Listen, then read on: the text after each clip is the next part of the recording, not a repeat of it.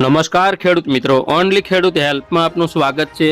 આજે તારીખ 22/5/2025 આજના સવારના મહત્વના હવામાન સમાચાર જાણીશું, જેમાં ગુજરાતમાં ભારે વરસાદની આગાહી કરવામાં આવી છે, તેમજ અરબ સાગરની અંદર જે શક્તિ નામનું વાવાઝોડું બનવાનું છે તેની પણ અત્યારે હાલ અપડેટ આવી રહી છે। તો જોઈએ સંપૂર્ણ અપડેટ, વાવાઝોડું બનશે અથવા તો લો પ્રેશર, વેલ માર્ક લો પ્રેશર બનશે કે ડીપ ડિપ્રેશન સુધીની કેટેગરીમાંથી તે ફરી વખત નબળું પડી શકે કે પછી ગુજરાત તરફ આવી અને વિખેરાઈ શકે, પરંતુ ગુજરાતમાં તેની સૌરાષ્ટ્ર દક્ષિણ ગુજરાતમાં અસર થઈ શકે।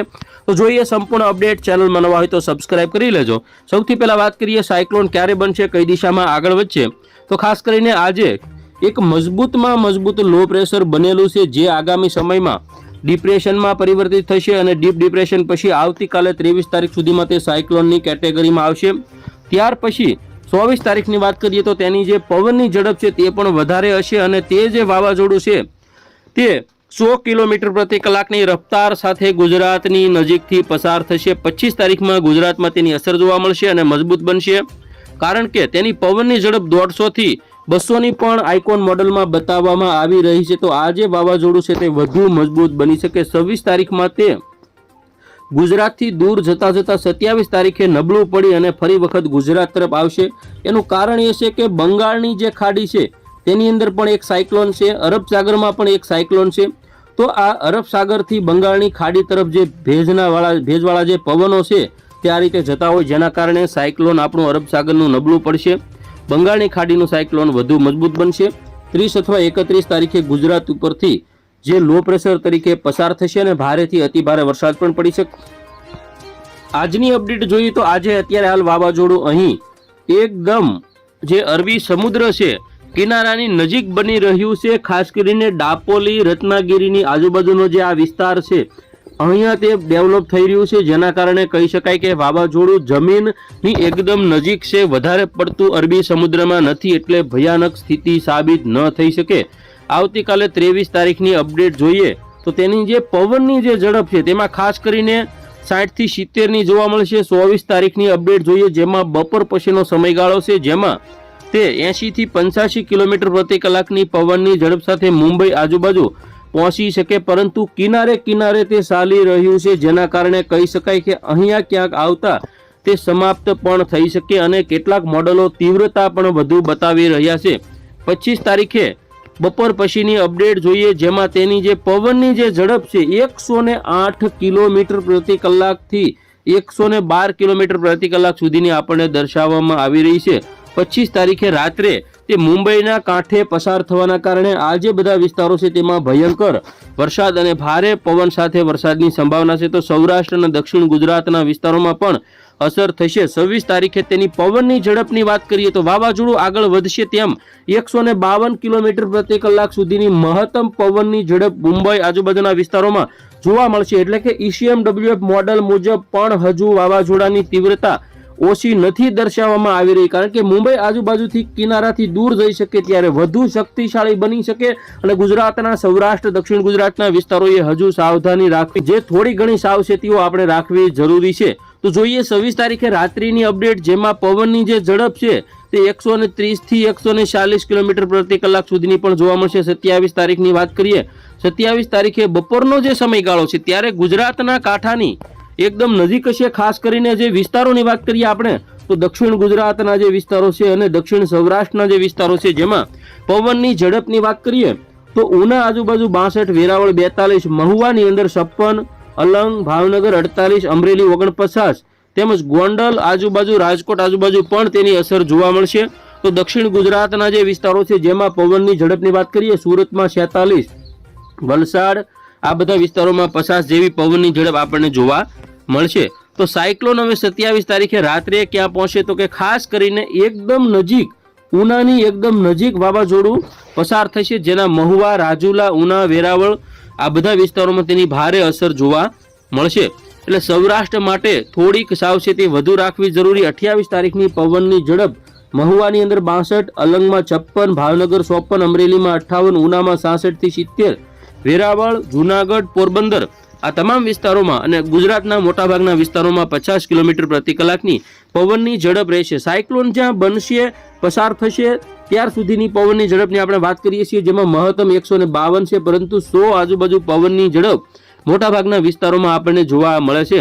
29 તારીખની અપડેટ જોઈએ તો સાયક્લોન યુ ટર્ન લે છે. મુંબઈ આજુબાજુથી પસાર થઈ ત્યાંથી પાછું યુ ટર્ન લઈ અને દક્ષિણ ગુજરાત તરફ અથવા તો સૌરાષ્ટ્ર તરફ ગતિ કરે તેવું લાગી રહ્યું છે, જેના કારણે કહી શકાય કે વેરાવળથી આજુબાજુના જે ઉનાના જે વિસ્તારો છે ત્યાં આ સાયક્લોન એક લો પ્રેશર એરિયા તરીકે પસાર થવાનું છે, જે 31 તારીખમાં, જેના કારણે આજે સૌરાષ્ટ્રના જે તમામ વિસ્તારો છે જેમાં હજુ વરસાદની તીવ્રતામાં વધારો થશે. દક્ષિણ ગુજરાતમાં પણ વરસાદની તીવ્રતામાં વધારો થશે. 31 તારીખે દક્ષિણ ગુજરાત અને સૌરાષ્ટ્રમાં 50 થી 55ની ઝડપે પવનો ફૂંકાશે, જેમાં રાજકોટ 53, જુનાગઢ 55, મહુવા, ઉના આ બધા વિસ્તારોમાં તેમજ ખંભાત, વડોદરા આજુબાજુ 60 કિલોમીટર પ્રતિ કલાકની પવનની ઝડપ રહેશે. એટલે કે 1 તારીખ, 2 તારીખ અને 3 તારીખ સુધી ગુજરાતમાં ભારે પવન સાથે વરસાદની સંભાવના ગણી શકાય.